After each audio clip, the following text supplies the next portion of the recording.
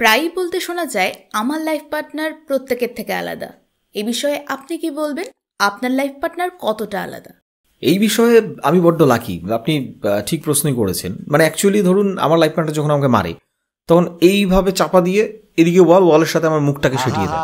এর ফলে কি হয়, যখন মারে আমার মুখ দিয়ে কোনো আওয়াজ বেরোয় না, ফলে কেউ জানতেও পারে না আমি মার খেয়েছি। ঠিক আছে, so she is quite different. I am lucky.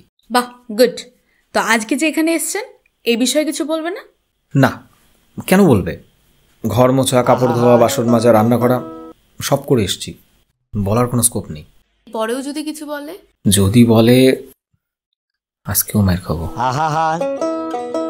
আমি পারি না, আর পারি না, আমি কেন মরি না।